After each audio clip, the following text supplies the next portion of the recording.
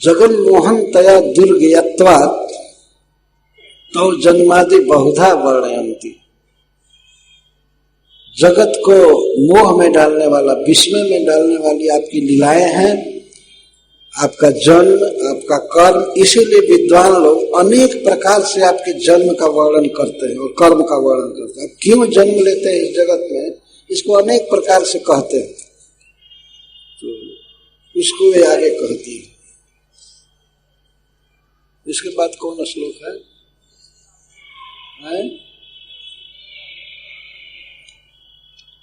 एक आदमी बोलिए। के चिदाहुरजम जातम पुण्य श्लोक से कीर्तये जदो प्रियस्वान्वाय मलस्य व चंदनम।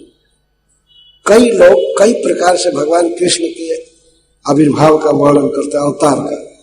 कहते केचित आहु, कुछ लोग कहते हैं, कुछ ऋषि मुनि विद्वान भक्तजन कहते हैं कि अजम जातम, अजन्मा ने जन्म लिया है। वे कहते हैं जिसका कोई जन्म नहीं है वो जन्म लिया है, मतलब प्राकृत जन्म नहीं है, दिव्य जन्म लिया है। केचित आहु अजम जातम। कुछ लोग कहते हैं कि अजन्मा ने जन्म लिया है, आपके स्वरूप का वर्णन करते हैं। जो जन्म मरण से शून्य है, जन्म से रहित है, उस प्रभु ने जन्म लिया। केचित आहु अजम जातम, अजम जन्म रहित, अजन्मा ने जातम जन्म लिया। केचिदाहु रजम जातम, किस लिए? पुण्य श्लोकस्य कीर्तय। कुछ विद्वान ऐसा कहते हैं कि पुण्य श्लोक महाराज युधिष्ठिर की कीर्ति बढ़ाने के लिए अजन्मा ने जन्म लिया। युधिष्ठिर महाराज वहीं पर खड़े हैं। महारानी कुंती कहती है कि युधिष्ठिर की कीर्ति बढ़ाने के लिए अजन्मा ने जन्म लिया। पर ब्रह्म प्रकट हुए कहाँ? जदुवंश में। जदो प्रिय अन्वय, अपने प्रिय जदु के अन्वय में, वंश में अजन्मा ने जन्म लिया। केचित, केचित का अर्थ जानते हैं क्या हुआ? केचित का अर्थ बड़े बड़े विद्वान सूर्य जैसे भगवान वेदव्यास देव या असित देवल, ये सब कहते हैं। नारद जी कहते हैं ये साक्षात अजन्मा भगवान है, ये महाराज युधिष्ठिर की कीर्ति बढ़ाने के लिए जन्म लिए। अथवा अपने प्रिय जदु महाराज के वंश में जदु महाराज की कीर्ति बढ़ाने के लिए जन्म लिए। मलय से व चंदन, जैसे मलय पर्वत पर चंदन जन्म लेता है तो मलय पर्वत की कीर्ति बढ़ती है। कीर्ति बढ़ाने के लिए जहां भी चंदन जाता है तो लोग पूछते हैं कहाँ का चंदन है? तो मलय चंदन। तो चंदन के साथ मलय पर्वत की कीर्ति फैलती है, मलय चंदन का।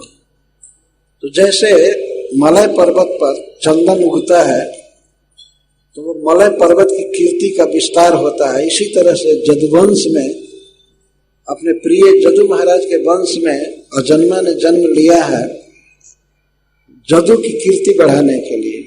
अच्छा, पुण्य श्लोक का अर्थ है, पुण्य श्लोक को नलो राजा, पुण्य श्लोक को युधिष्ठिर। युधिष्ठिर महाराज के लिए पुण्य श्लोक शब्द बहुत प्रचलित है। महाराज युधिष्ठिर का जस ऐसा है कि उसको कहने सुनने वाला व्यक्ति पवित्र हो जाता है। महान कीर्ति है उनकी, भगवान की कीर्ति के समान।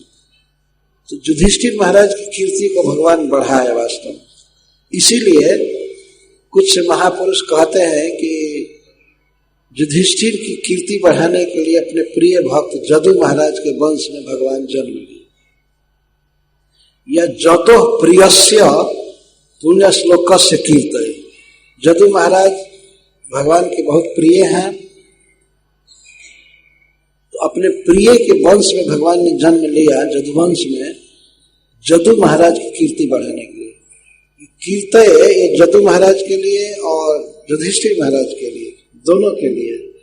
एक वंश में भगवान ने जन्म लिया, उससे उस वंश का नाम आगे हुआ और भगवान ने सख्य किया, संबंध किया महाराज युधिष्ठिर से, पांडवों से, तो उनकी कीर्ति का विस्तार किया, उनके सामने सारे जगत को झुका दिया। तो अजन्मा ने जन्म लिया तो उसके जन्म का कारण बताते हैं युधिष्ठिर की कीर्ति का विस्तार और अपने प्रिय जदु महाराज की कीर्ति का विस्तार। जदुवंश में जन्म लिया। कुछ लोग ऐसा कहते हैं। महारानी कुंती बड़े बड़े महान पुरुषों के सुने हुए उद्गार को कह रही हैं।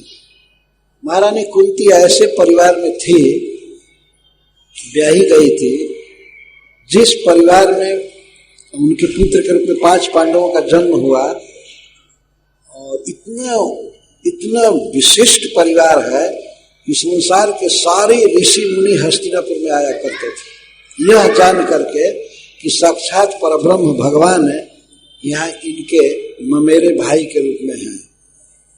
भगवान रहते थे हस्तिनापुर में।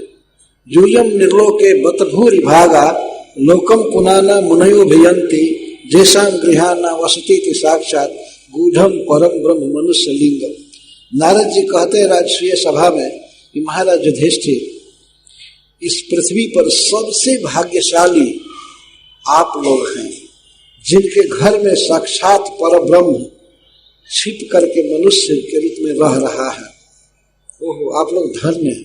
यूयम निर्लोके बत भूरि भागा जैसा गृहा न वसती थी साक्षात लोकम पुनाना मुनयो भियंती।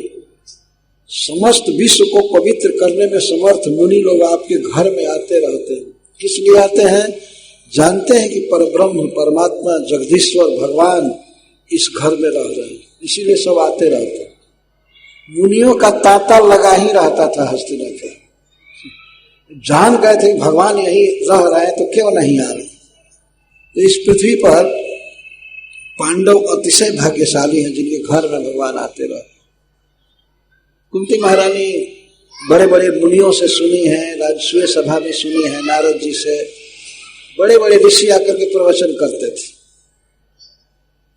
और प्रवचन करते थे, कृष्ण की कीर्ति को गाते थे, बोलते थे, बताते थे कृष्ण का डायरेक्ट वर्णन। राजसूय सभा में भगवान श्री सिंहासन पर बैठे हैं और ऋषि लोग उनके बारे में डायरेक्ट बता रहे हैं, ये साक्षात परब्रह्म है, भगवान है।